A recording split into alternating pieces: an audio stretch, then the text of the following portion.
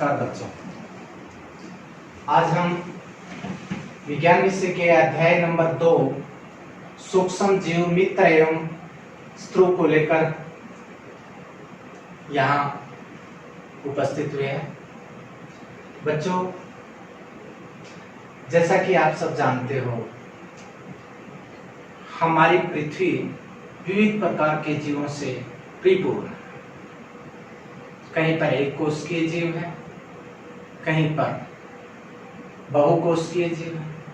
कुछ जीव ऐसे हैं जिनके शरीर की संरचना काफी सरल है, कुछ जीव ऐसे हैं जिनके शरीर की संरचना बहुत बहुत जटिल है।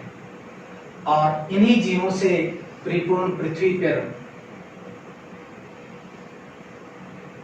विशाल प्रजातियों के, अनंत प्रजातियों के जो जीव देखने को मिल जाएंगे, उन्हीं जीवों में से हम ये टॉपिक लेकर इस अध्याय में उपस्थित हैं आप सबके साथ में। टॉपिक का नाम है सूक्ष्म जीव। बच्चों, जैसा कि नाम ही यहां प्रदर्शित करता है, सूक्ष्म जीव। सूक्ष्म बहुत ही छोटा, जिसको नंगी आंख से न देखा जा सके, जिसको देखने के लिए किसी यंत्र की जरूरत पड़े, जैसे सूक्ष्मदर्शी। सूक्ष्मदर्शी क्या होता है? एक ऐसा यंत्र है जो अति सूक्ष्म पदार्थों को, अति सूक्ष्म जीवों को देखने के लिए उनको आकार को बढ़ा देता है, कई गुना बढ़ा कर देता है। आज ऐसे ऐसे सूक्ष्मदर्शी बने हुए हैं जो किसी भी वस्तु के आकार को लाखों गुना बढ़ा कर देते हैं। ठीक है बच्चों, तो यहाँ जो शब्द है सूक्ष्म जीव, सूक्ष्म जीव से हमारा अभिप्राय ऐसे जीव जिनको देखने के लिए सूक्ष्मदर्शी की आवश्यकता पड़े। हम हमारी नंगी आंखों से नहीं देख सकते, लेंस लगाना पड़ता है। ठीक है, और लेंस की 1, 2, 3 इस तरह से अरेंजमेंट बन के सूक्ष्मदर्शी बनते हैं जो वस्तु के आकार को बड़ा कर देते हैं। तो यहाँ पर सूक्ष्मदर्शी वो जीव होते हैं जिन्हें नंगी आंखों से नहीं देखा जा सकता, सूक्ष्मदर्शी की सहायता से ही देखे जा सकते हैं। कुछ सूक्ष्म जीव तो इतने सूक्ष्म होते हैं कि उन्हें साधारण सूक्ष्मदर्शी से देखा ही नहीं जा सकता। फिर उससे ज्यादा बड़ा आकार करके दिखाने वाला जो सूक्ष्मदर्शी होता है, सूक्ष्मदर्शी, उसकी सहायता से भी नहीं देखा जा सकता। तो फिर उससे भी बड़ा आकार बना के, लाखों गुना बड़ा आकार जो बना देते हैं, उन्हें इलेक्ट्रॉन सूक्ष्मदर्शी या इलेक्ट्रॉन माइक्रोस्कोप कहते हैं, उनकी सहायता से देखे जाते हैं। अतः सूक्ष्म जीव जितने भी हैं उनमें से ज्यादातर जो सूक्ष्म जीव है सूक्ष्मदर्शी की सहायता से ही दिखाई देते हैं। ठीक है बच्चों, हमारे हाथों पर हम पानी से हाथ धोते हैं, साबुन से हाथ धोते हैं, देखते हैं हमारे हाथ बिल्कुल साफ है। लेकिन सूक्ष्मदर्शी की सहायता से, माइक्रोस्कोप की सहायता से अगर हम हाथों पर देखते हैं तो हमारे हाथों पे काफी छोटे छोटे सूक्ष्म जीव अभी भी उपस्थित हैं जो हमें दिखाई देते हैं। हमारे विद्यालय की पानी की टंकी है, हम पानी पीने जाते हैं, टैप पर से पानी को देखते हैं, पानी बिल्कुल साफ है। लेकिन उसी पानी का कुछ पानी की बूंदें प्रयोगशाला में लेके आए, यानी साइंस लैब में लेके आए, और वहां पर उसकी स्लाइड पे डालकर माइक्रोस्कोप के अंदर देखें तो कुछ छोटी छोटी हलचल करते हुए जीव आपको दिखाई देंगे जो पानी में हमें दिखाई नहीं दे रहे थे। वही कौन है? सूक्ष्म जीव। ठीक है बच्चों, अब यहाँ पर ये क्वेश्चन ये अराइज हुआ, क्या जो ये सूक्ष्म जीव है हमारे विद्यालय की पानी की टंकी के अंदर ही रहते हैं? क्या कोई और विशेष स्थान है जहां पर ये रहते हैं? बच्चों, सूक्ष्म जीव कहाँ रहते हैं? सूक्ष्म जीव हर जगह रहते हैं, हर जगह उपलब्ध है। हवा में है, पानी में है, ठीक है, मिट्टी में है, नदियों में, तालाबों में, झीलों में, दूसरे शब्दों कहिए खारे पानी में भी, मीठे पानी में भी। ठीक है बच्चों, दूसरा, इवन मिट्टी की काफी गहराई तक चले जाएं, वहां पर भी सूक्ष्म जीव रहते हैं। काफी ऊंचाई तक आसमान में चले जाएं, वहां पर भी रहते हैं। ठीक है, गर्म पानी, ठंडे पानी के जो झरने होते हैं उनमें भी सूक्ष्म जीव होते हैं, बर्फ के अंदर भी सूक्ष्म जीव होते हैं।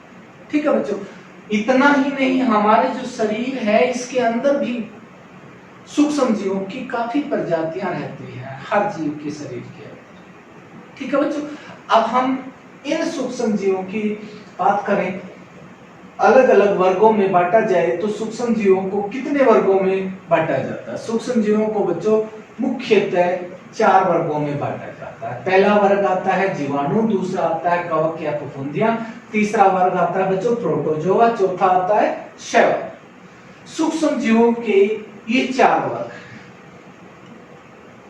जीव शब्द आया, जीव में जो वृद्धि और परिवर्धन दिखाता है, गति दिखाता है, श्वसन करता है, प्रजनन करता है ना, उन्हें जीव कहते हैं। ठीक है बच्चों, तो ये जो 4 है, जीवाणु, कवक है, प्रोटोजोआ और शैवाल, ये सूक्ष्म जीवों की 4 श्रेणी। लेकिन आजकल एक श्रेणी का नाम और लिया जाता है जिसका नाम है विषाणु या वायरस। हालांकि विषाणु सजीव नहीं होते तो निर्जीव भी नहीं होते। ठीक है, जब इसकी कड़ी में पहुंचेंगे तब हम बात करेंगे विषाणु है सजीव है कि निर्जीव है या इनके बीच की कोई कड़ी है। ठीक है, जब हम इस अध्याय के अंदर अध्ययन करेंगे तो सूक्ष्म जीवों की 4 जो श्रेणियां हैं ये, और उसके साथ में विषाणु का भी हम अध्ययन करेंगे। बच्चों पहले हम लेते हैं जीवाणु से। ठीक है, जीवाणु जिनको बैक्टीरिया भी कहते हैं। जीवाणु एक प्रकार का सूक्ष्म जीव है। अलग अलग जीवाणु अलग अलग आकार के मिलते हैं। कुछ जीवाणुओं का आकार दंडाकार होता है, छड़ के आकार का होता है, इस तरह से। ठीक है, दंडाकार के होते हैं, जिनमें एक उदाहरण आता है लैक्टोबैसिलस। ये दूध को दही में बदलने वाला जो जीवाणु होता है ना, वो यही होता है, लैक्टोबैसिलस। ठीक है, कुछ जीवाणु ऐसे होते हैं सर्पिलाकार होते हैं, सांप की तरह से ऐसे ऐसे ऐसे ऐसे सर्पिलाकार होते हैं। ठीक है, इनमें कुछ 2 के मैंने यहां नाम डाले हैं, काफी सारे होते हैं। एक है विब्रियो, दूसरा है ट्रिपोनिमा। विब्रियो, दूसरा ट्रिपोनिमा। ठीक है बच्चों, कुछ जीवाणु कैसे होते हैं? गोलाकार होते हैं। गोलाकार, पूर्ण रूप से गोल नहीं है, अर्ध गोलाकार हो सकते हैं, या कहिए कि कोमा के आकार के भी हो सकते हैं, है ना। कोमा लगाते हैं ना हम, जब हम वर्ड्स लिखते हैं, 2 वर्ड्स के बीच में कोमा डालते हैं, उसके आकार के, वो गोलाकार भी होते हैं। ठीक है, इनमें नाम आता है स्ट्रिप्टोकोकस, सार्सिना और काफी सारे। ठीक है, ये जो जीवाणु हैं सूक्ष्म जीव होते हैं, काफी आकार में छोटे होते हैं। इनको सूक्ष्मदर्शी की सहायता से नहीं देखा जा सकता। इनके आकार विभिन्न प्रकार के होते हैं, कुछ दंडाकार, कुछ सर्पिलाकार, कुछ गोलाकार। अब ये रहते कहाँ हैं? जब हमने सूक्ष्म जीव के बारे में बताया था, सूक्ष्म जीव हर जगह होते हैं, जीवाणु भी हर स्थान पे उपलब्ध होते हैं, एक ही उपस्थित होते हैं। हवा, पानी, नमी, गर्म पानी के झरने, ठीक है, ठंडे पानी के झरने, खारे पानी की झीलें, मीठे पानी की झीलें, समुद्र की गहराइयों से लेकर समुद्र के तल से लेकर सतह से लेकर गहराइयों तक हर जगह जीवाणु रहते हैं। प्रत्येक प्रकार के जीवों के शरीर के अंदर भी जीवाणु उपस्थित रहते हैं। ये बात हुई जीवाणु की।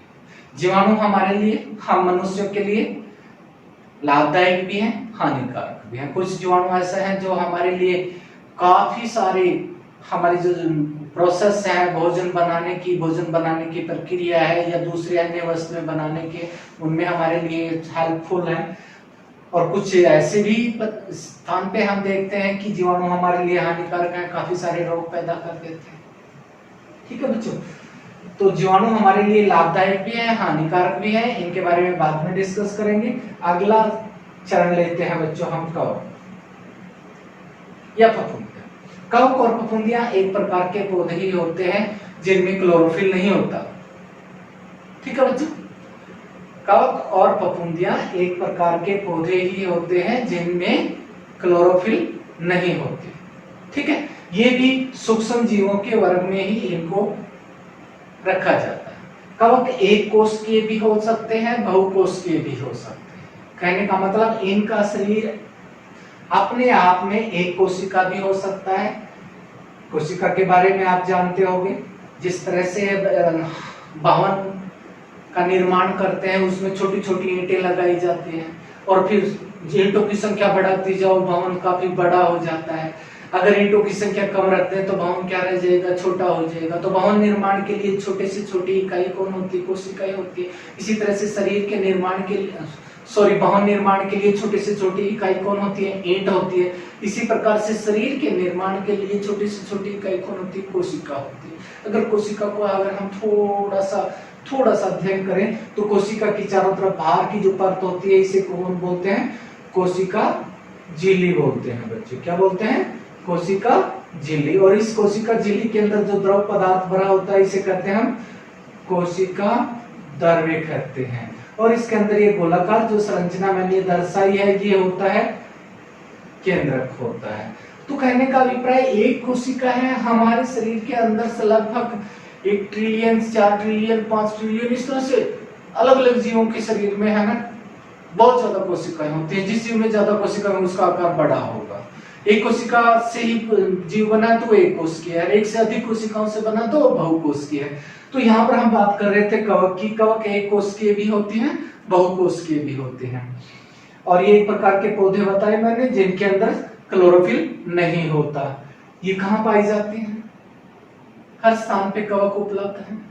हवा में भी है, पानी में भी है, मिट्टी में भी है, चट्टानों में भी है ना। पानी की जो गहराइयां हैं, काफी गहराइयां हैं, उनके अंदर भी है। ठीक है, कई बार आपने देखा होगा हमारे घर में बासी रोटी रह जाती है और हमें ध्यान नहीं रहता, तो हम देखते हैं उसके अंदर एक जाला सा बन जाता है। पहले सफेद जाला दिखाई देता है, कुछ दिन के बाद में काला काला हो जाता है। वो कौन है, एक प्रकार की कवक ही है। उसके अंदर या तो म्यूकर नाम की कवक है या राइजोपस नाम की कवक है। बरसात के मौसम में आप कूड़े के ढेर की तरफ देखते हो, कूड़े के ढेर पे आप देखते हो तो क्या होता है कि छतरी के आकार की एक संरचना पैदा हो जाती है, धीरे धीरे बढ़ने लग जाती है ना। उसको हम छत्रक या कुकुरमुत्ता कहते हैं। वो भी कौन होती है, कि कवक ही होती है।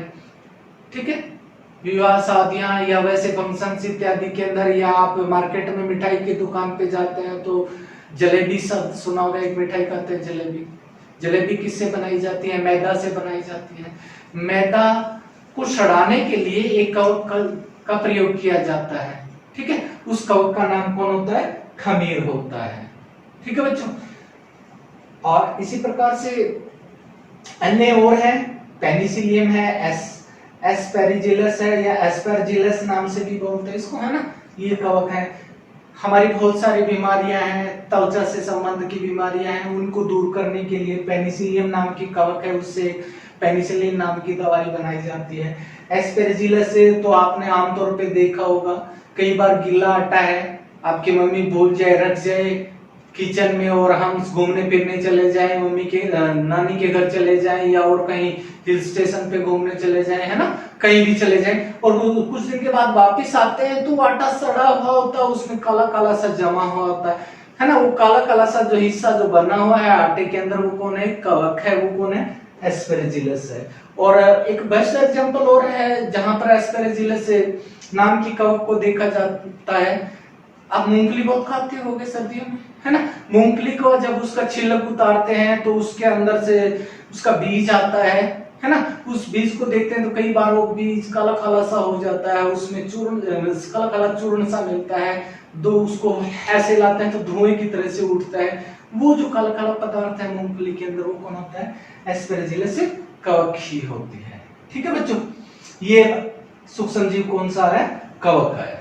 कवक भी हमारे लिए लाभदायक भी है कुछ कवक, और हानिकारक भी है। ठीक है, जैसे इनकी बात करें, पेनिसिलिन और एस्पेरजिलस दोनों हानिकारक पदार्थ होते हैं इनके शरीर के अंदर, लेकिन जब इनसे दवाइयां बनाई जाती हैं तो ये हमारे लिए लाभदायक भी आते हैं। खमीर है, जैसे मैंने बताया था अभी, जलेबी बनाने के लिए मैदा को सड़ाने में प्रयोग करते हैं। ठीक है, तो इस तरह से ये कुकुरमुत्ता, ये राइजोपस है, ये म्यूकर है, ये हानिकारक है। और बहुत सारी कवक हैं जो हमारे अलग अलग ये औद्योगिक क्षेत्र में हमारे लिए खाद्य उत्पादन के लिए, मेडिसिन बनाने में, है ना, इनकी मदद की जरूरत पड़ती है। तो काफी जगह हमारे लिए लाभदायक भी है, हानिकारक भी है। अगला जो जीव लेते हैं हम, प्रोटोजोआ। प्रोटोजोआ सूक्ष्म जीव है।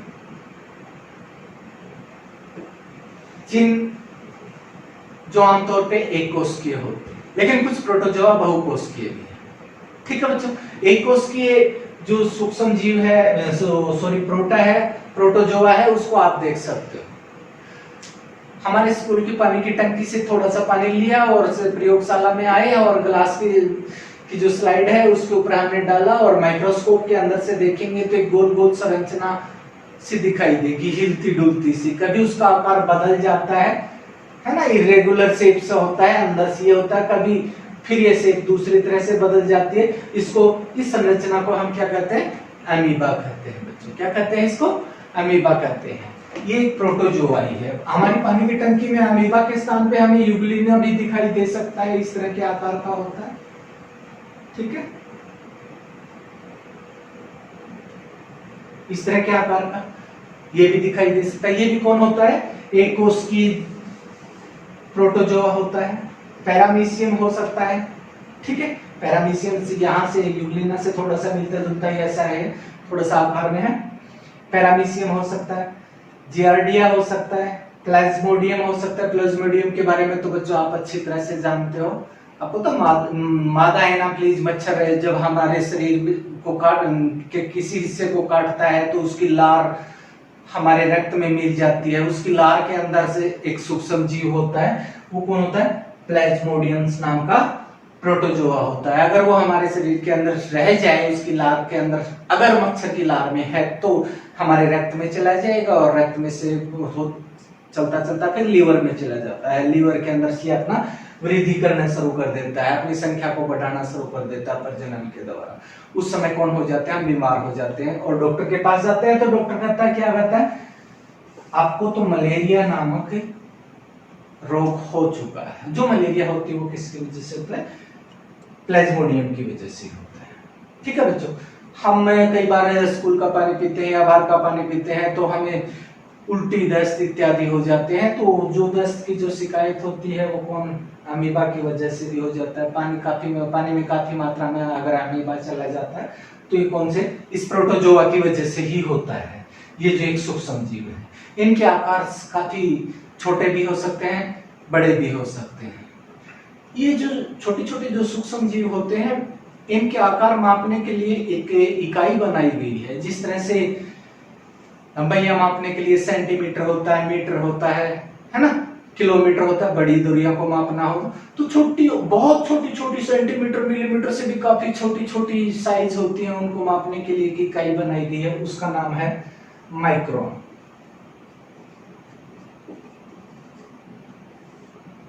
माइक्रोन छोटी छोटी दूरियों को मापने के लिए। एक माइक्रोन का मतलब क्या होता है? एक माइक्रोन होता है 10 की शक्ति -6 मिलीमीटर। दूसरे शब्दों में कहें, 1 मिलीमीटर है, 1 मिलीमीटर हम लें और कितने से भाग कर दे? ये 6 जी। 1 2 3 4 5 6। 1 2 3 4 5 6। इसका मतलब 1 मिलीमीटर को इतने से भाग कर दें तो इतना हिस्सा, 1 मिलीमीटर का जो इतना छोटा सा जो हिस्सा होगा उसको हम क्या कहते हैं? 10 की पावर -6 मिलीमीटर। इतनी लंबाई को हम, इस साइज को हम एक माइक्रोन कहते हैं। तो प्रोटोजोआ की जो साइज होती है बच्चों, लगभग 2 माइक्रोन से लेकर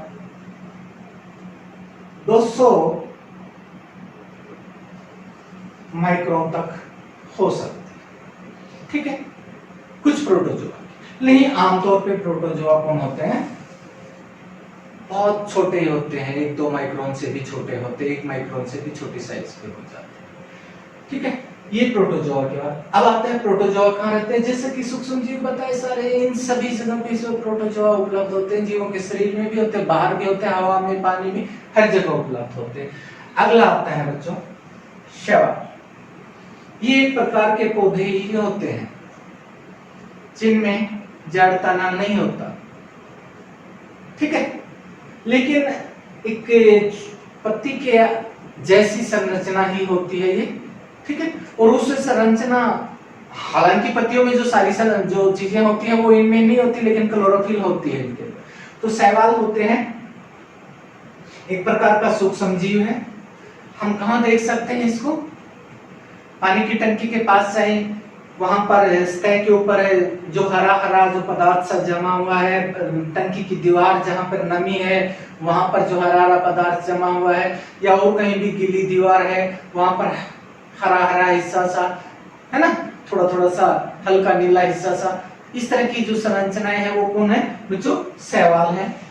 तालाब में देखते हैं आप, किसी तालाब की तरफ जाते हैं, तालाब की सतह के ऊपर जो ग्रीन ग्रीन परत जमी हुई है वो कौन होते हैं? शैवाल होते हैं। शैवाल भी काफी प्रजातियां हैं शैवाल की। उनमें से कुछ एक शैवाल हैं जिनके आप नाम देख सकते हो, मैंने यहाँ लिखा है स्पाइरोगोयरा, नोस्टॉक, है ना, फ्यूकस, ऑस्ट्रेलेटेरिया। स्पाइरोगोयरा कौन होते हैं? अगर पानी के तालाब के किनारे के पास अगर पहुंचो और वहां से आप हाथ डाल के पानी में हाथ डालो तो आपके हाथों में ऐसा लगता है कि कुछ बालों जैसी संरचनाएं आएंगी। हकीकत में वो बाल नहीं होते, स्पाइरोगोयरा होते हैं। और उसको बाहर निकाल के देखें तो उसके ऊपर चिपचिपा सा पदार्थ निकलेगा, उसमें ग्रीन ग्रीन सा है, वो कौन है? स्पाइरोगोयरा होता है। ये स्पाइरोगोयरा एक प्रकार की कौन है? शैवाल है। और पानी के अंदर ही कुछ इस तरह की सूक्ष्मदर्शी की सहायता से अगर देखें तो ऐसे ऐसे गोल मन के जो होते हैं ऐसी संरचना में जुड़े हुए होते हैं। एक और शैवाल होती है जिसे हम क्या कहते हैं? नोस्टॉक कहते हैं। एक होती है फ्यूकस नाम की शैवाल होती है, हल्के भूरे रंग की होती है, नॉन ग्रीन होती है, ये भी एक शैवाल है। ऑस्ट्रेलेटेरिया है, ये भी एक शैवाल होती है, पानी की सतह पे तालाबों इत्यादि के अंदर आपको मिल जाएगी। तो ये तो थे बच्चों कौन? सूक्ष्म जीवों के 4 मुख्य वर्ग। कौन? जीवाणु, कवक या फफूंदियां, तीसरा प्रोटोजोआ, चौथा शैवाल। तो जब सूक्ष्म जीवों की श्रेणियों की बात आती है तो यही 4 ही होते हैं, क्योंकि जीव यही है सूक्ष्म में। और लेकिन साथ में जब हम अध्ययन करते हैं तो एक और 5वें चरण का करते हैं विषाणु का। विषाणु हालांकि सजीव नहीं होते, है ना। विषाणुओं की संरचना को देखें तो ये निर्जीवों जैसा बिहेव करते हैं, लेकिन जैसे ही विषाणु को उठा के किसी जीवित कोशिका के अंदर डाल दीजिए, चाहे जीवाणु की कोशिका हो, चाहे कवक की कोशिका, चाहे प्रोटोजोआ शैवाल, या हम जैसे बहुकोशिकीय जीव के शरीर के अंदर अगर विषाणु चला जाता है तब ये सजीवों जैसा बिहेव करने लग जाते हैं, सजीवों जैसा व्यवहार करने लग जाते हैं। यानी सजीवों जैसा व्यवहार करने का मतलब क्या होता है? वो अपने जैसे और जीव पैदा कर देते हैं, ठीक है। निर्जीव जो समझते हैं ना, ये जो पेन है इसको आप यहाँ रख दो या बोर्ड के ऊपर से रख देते हैं, 1 महीना 2 महीना 4 साल 5 साल यही रखा रहे तो दूसरा पेन तो नहीं बनेगा, एक ही रहेगा। डस्टर भी ऐसे ही है, तो ये कौन है? सजीव। लेकिन हम जो मनुष्य है, जो दूसरे और जीव देखे होंगे, उनके बच्चे पैदा हो जाते हैं, फिर उनके बच्चे कौन है? वे सजीव। यानी सजीव कौन करते हैं? प्रजनन करते हैं, अपनी वृद्धि करते हैं, आकार में बढ़ते हैं, घटते हैं, है ना, और अपनी संख्या भी बढ़ाते हैं। तो जीवाणु को अगर विषाणुओं को अगर देखा जाए, विषाणुओं को अगर हम किसी सजीव के अंदर ना डालें या सजीव कोशिका के अंदर ना डालें तो ये निर्जीव जैसा व्यवहार करेंगे, जैसे चौक ने इसने पेन ने व्यवहार दिखाया था, डस्ट ने व्यवहार दिखाया था। कौन? निर्जीव वाला। तो विषाणु कौन होते हैं? निर्जीव। लेकिन विषाणु को अगर सजीव कोशिका में डाल देते हैं तो ये सजीवों जैसा व्यवहार करने लग जाते हैं, इनकी संख्या बढ़ने लग जाती है, ठीक है बच्चों। विषाणु की खोज किसने की थी? सबसे पहले विषाणु की खोज सन 1888 में मेयर नाम के एक डॉक्टर ने की थी, ठीक है। तो विषाणु की खोज कब हुई पहली बार? यानी कि ये वायरस की खोज पहली बार कब हुई? सन 1888 में। किसने की थी? मेयर ने की थी। विषाणु के उदाहरण हम ले, ठीक है। विषाणु के उदाहरण, सामान्य जो खांसी जुकाम जो होता है हमें, वो इन्फ्लुएंजा नाम के एक वायरस से होता है, इन्फ्लुएंजा वायरस से होता है। कई बार आपने देखा होगा छोटे छोटे बच्चे होते हैं, उनके पैरों के हिस्से में काम ही नहीं करता, एक पैर काम नहीं करता, दोनों पैर काम नहीं करता, है ना, उनको महसूस ही नहीं होता दर्द, पेन इत्यादि, ठीक है। फिर वो चलते हैं यानी विकलांग हो जाते हैं, तो उसको हम क्या कहते हैं? इस बच्चे को तो पोलियो की बीमारी, ठीक है। तो पोलियो की बीमारी के लिए जो विषाणु होता है पोलियो वायरस होता है, ठीक है। और काफी सारे, बहुत सारे एड्स की जो बीमारी होती है ना, उसके अंदर एड्स का वायरस होता है। सांस से संबंधित और जो बीमारी होती है ना, उसमें कोविड-19 के नाम का भी वायरस आता है ना, जो ऐसा कहते हैं चाइना से फैला और संसार के विभिन्न हिस्सों में फैल चुका है। तो कोविड-19 कौन है? वो भी एक प्रकार का वायरस ही है। तो वायरस से उपलब्ध कहाँ होते हैं? वायरस भी बच्चों, जैसे हमने इन सूक्ष्म जीवों के बारे में बात की, वायरस संसार के हर कोने में उपलब्ध है, हवा में, पानी में, नमी में, है ना, उष्ण क्षेत्र में, ठंडे क्षेत्रों में, बर्फीले क्षेत्रों में, या खारे पानी की गहराइयों में, और सजीवों के शरीर में भी। यहां तक हमने इन सजीवों के वर्गीकरण की, सूक्ष्म जीवों के वर्गीकरण की बात की थी।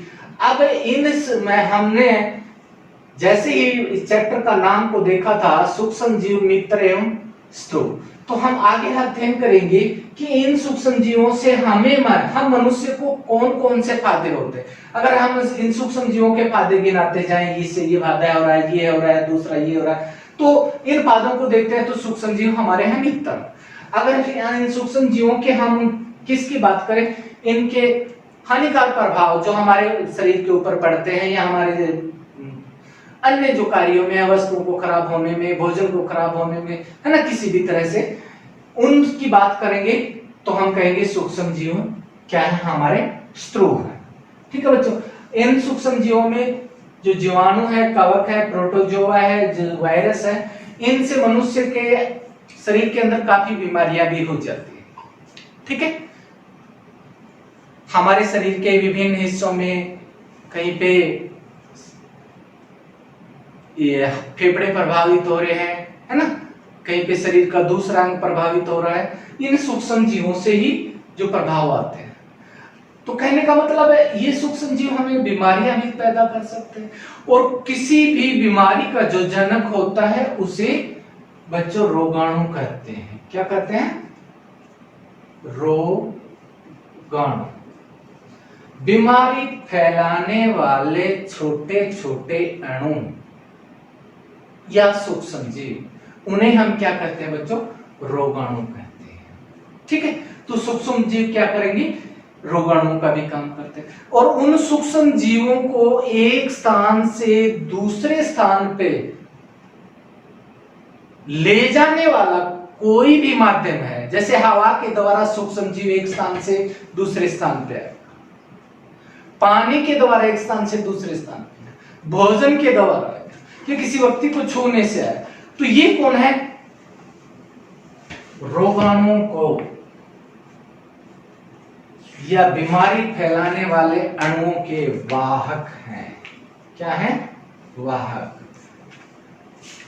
आपने सुना होगा कुछ रोग ऐसे होते हैं जो रोगी व्यक्ति से स्वस्थ व्यक्ति तक चले जाते हैं, छूने से, उसके संपर्क में आने से, उस रोगी व्यक्ति के साथ खाना खाने से, है ना, इवन रोगी व्यक्ति के साथ बातचीत करने से भी। ऐसे रोगों को हम संचरणीय रोग कहते हैं। तो बहुत सारे संचरणीय रोग भी हैं, और वो संचरणीय रोग किसी वजह से होते हैं? सूक्ष्म जीवों की वजह से ही होते हैं, ठीक है। तो कुछ के जो रोग हैं इन सूक्ष्म जीवों से होते हैं। उन रोगों को हम उस रोग का कौन रोगाणु है, किसकी वजह से? जीवाणु की वजह से, या विषाणु, या कवक, या प्रोटोजोआ की वजह से, या ये कहिए कि ये रोग जो है किसके द्वारा फैले, हमारे कौन से शरीर में प्रभावित करते हैं, इस रोगाणु, इस सूक्ष्म जीव से, इस रोग का क्या नाम है, इसके बारे में एक बार डिस्कस कर लेते हैं। आप बोर्ड के ऊपर जो सारणी दी गई है, इस सारणी को देखिए, मैं इनको बताता हूँ। देखिए इस सारणी में बताया गया है मनुष्य में सूक्ष्म जीवों द्वारा होने वाले सामान्य रोग। इस सारणी के अंदर कॉलम बनाए गए। पहला कॉलम है, उसमें देखते हो ऊपर मानव रोग लिखा हुआ है। दूसरा कॉलम है, उसमें रोग कारक सूक्ष्म जीव। तीसरे में संचरण का तरीका। चौथे में बचाव। पहला रोग दिया हुआ है बच्चों क्षय रोग। जो टीबी होती है फिर, है ना, उसी को ही क्या बोलते हैं, क्षय रोग कहते हैं। फेफड़े प्रभावित होते हैं। ये जो क्षय रोग है वो किससे आता है बच्चों, जीवाणुओं से आता है। इसका संचरण का तरीका क्या है, अभी मैंने बताया था। वाहक कौन होता है इस रोग का, वायु होती है। इसी प्रकार से खसरा होता है, वो कौन से सूक्ष्म जीव से होता है, वायरस से होता है। और इसका संचरण का तरीका कौन है बच्चों, वायु है। और चिकन पॉक्स है, एक बीमारी का नाम है, और इसका रोग कारक कौन है, यानी जो रोगाणु कौन है, वायरस है। और किससे होता है ये, इसका संचरण का तरीका कौन है, यानी कि ये वाहक कौन कहेंगे, वायु कहेंगे, या रोगी व्यक्ति को सीधे संपर्क में छूने से हो सकता है, उसके साथ खाना खाने से हो सकता है, उसके कपड़े पहनने से हो सकता है, उसके द्वारा यूज किए गए बिस्तर से हो सकता है ना।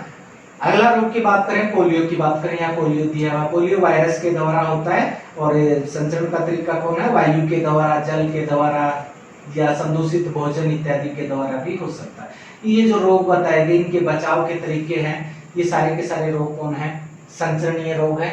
रोगी से व्यक्ति से स्वस्थ व्यक्ति तक चले जाते हैं, है ना, यानी छूने से लगने वाले हैं ना, जिनको छूट के रोग कहते हैं। इसका सामान्य जो बचाव का तरीका है बच्चों, रोगी व्यक्ति को स्वस्थ व्यक्तियों से अलग रखा जाए, रोगी व्यक्ति इसके द्वारा प्रयोग की गई वस्तुओं को अलग रखा जाए, है ना। और आजकल जो टीकाकरण होता है, टीका क्या होता है उसके बारे में हम बाद में डिस्कस करेंगे। तो इस रोग के, इन रोगों के टीके भी उपलब्ध हैं, तो रोग होने से पहले टीके लगा के भी बचाव किया जा सकता है। आगे देखिए, मानव रोग में हैजा आया हुआ है। हैजा कौन है, जीवाणुओं के द्वारा होता है। और दूसरा रोग है टाइफाइड, ये भी जीवाणुओं के द्वारा होता है। तो ये संचरण के तरीके कौन है, जल, भोजन इत्यादि हैं। ये इनमें भी व्यक्ति को अपने आप की स्वस्थता रखनी चाहिए, साफ पानी पीना चाहिए, स्वस्थ भोजन खाना चाहिए, संदूषित हाथ धोकर से खाना खाएं, है ना। तो ये व्यक्तिगत जो स्वस्थता होती है उससे भी हो सकता है। भोजन पका हुआ होना चाहिए, दूध इत्यादि भी उबला हुआ पहले उबाला जाए, इससे कारण बचा जा सकता है हैजा और टाइफाइड से। आगे मानव रोग में आता है हेपेटाइटिस ए। ये वायरस या विषाणु के द्वारा होता है। आमतौर पे इसका संचरण का तरीका कौन होता है, जल। जब भी आप किसी पेय पदार्थ को पीते हो तो उबले हुए हो, पानी है वो बाहर से आया हुआ है, तो या तो उसको साफ करने के जो दूसरे तरीके घर में है और वगैरह वगैरह, तो उनसे आप इसको कर सकते हो। हालांकि इस रोग से बचने का टीका भी बना हुआ है, तो छोटे बच्चे को अगर ये हेपेटाइटिस ए का टीका अगर लगा दिया जाता है, जो टीकाकरण किया जाता है, उसमें इस रोग से बचा जा सकता है। तो यहाँ तक हमने कुछ रोगों के नाम लिए, इनमें जीवाणु और वायरस जनित रोग थे। और एक प्रोटोजोआ जनित रोग की ओर बात कर लेते हैं बच्चों। यहाँ दिया हुआ मलेरिया। मलेरिया अभी कुछ देर पहले बताया था, प्लाज्मोडियम नाम के प्रोटोजोआ से होता है। और इसको फैलाने वाला कौन होता है, मादा एनाफिलीज मच्छर के काटने से होता है। तो इससे बचा कैसे जा सकता है, गर्मियों में जब मच्छरों की तादाद बढ़ जाती है, उस समय अगर हम घर के अंदर रहते हैं, सोते समय मच्छरदानी का प्रयोग करना चाहिए, या घर में मच्छर भगाने के जो रसायन होते हैं उनका प्रयोग किया जाना चाहिए। अगर आस पड़ोस में काफी घास फूस पेड़ पौधे हैं तो वहां पे कीटनाशक दवाइयों के छिड़काव से इन मच्छरों को मारा जा सकता है या दूर किया जा सकता है। या आस पड़ोस में कहीं भी खुले में पानी भरा हुआ है, गंदा पानी भरा हुआ, तो पानी के ऊपर से इन रसायनों का छिड़काव करके भी बचाया जा सकता है। ये सूक्ष्म जीव मनुष्य के साथ साथ में पौधों में भी प्रभाव डालते हैं, पौधों में भी काफी बीमारियां पैदा करते हैं। देखिए अगली जो सारणी दी हुई है, इस सारणी के अंदर क्या है, सूक्ष्म जीवों द्वारा पौधों में होने वाले कुछ सामान्य रोग। जैसे पौधे में एक नींबू के पौधे में एक रोग होता है नींबू कैंकर के नाम से। नींबू का अगर आप मार्केट से लेके आते हो, उसकी स्टाई के ऊपर दाग से पड़े हुए हैं, तो कौन होता है, नींबू कैंकर होता है। कौन से सूक्ष्म जीव से होता है, जीवाणु के द्वारा। और ये जीवाणु किसके द्वारा फैलते हैं, हवा के द्वारा। प्रभावित नींबू का जो पहले से किसी नींबू के पौधे के ऊपर ये बीमारी है, हवा से फैल के दूसरे पौधे तक पहुंच जाती है। गेहूं के पौधे के अंदर से एक बीमारी होती है, गेहूं का रस्ट। गेहूं की जो पत्तियां होती है, हरी हरी पत्तियां होती है, उसके ऊपर पीले पीले दाग से पड़ जाते हैं, उसका गेहूं का रस्ट बोलते हैं। ठीक है, ये कवक के द्वारा होता है। ठीक है बच्चों, ये इसका कारक कौन होता है, वायु भी होती है, या पहले से जो बीज हो, बीज के अंदर बीमारी हो और पौधा उगा दिया जाए, उसमें भी हो जाता है। गेहूं का अगर इसका ज्यादा प्रभाव गेहूं के ऊपर से इस बीमारी का हो जाता है तो गेहूं की जो बालियां आती है, बालियों के अंदर जो दाने बनते हैं, दानों के स्थान के अंदर से कवक इतनी ज्यादा हो जाएगी कि सारा हिस्सा काला काला हो जाएगा। उसको हिलाएंगे तो एक धुएं की तरह से, राख की तरह से उड़ेगा। तो ये गेहूं का रेस्ट था। भेंडी के ऊपर होने वाला एक रोग है भेंडी की पीत, जो वायरस से होता है, कीटों के द्वारा फैलता है। भेंडी की पत्तियां होती हैं, ऐसे लगती हैं कि सिकुड़ सी जाती हैं और उनका धीरे धीरे धीरे पत्तियां खत्म हो जाती हैं और फिर वो भेंडी के फल पे भी लग जाता है। फल भी कौन हो जाता है, पूर्ण रूप से नहीं, स्वस्थ पक नहीं पाता, मुड़ सा जाता है, बीच बीच में काले निशान से हो जाते हैं, ऐसा लगता है कि इसमें कोई कीड़ा हो। ये तो बच्चों हम बात कर रहे थे किसकी, इन सूक्ष्म जीवों द्वारा मानव और पौधों में होने वाले रोगों की। ठीक है बच्चों, और इस चैप्टर के बारे में विस्तार से ये हम हमारे लिए कहाँ कहाँ फायदे दिखाते हैं, कहाँ कहाँ हमें नुकसान पहुंचाते हैं, इस चैप्टर के नेक्स्ट वीडियो लेक्चर में डिस्कस करेंगे। तब तक के लिए बच्चों नमस्कार।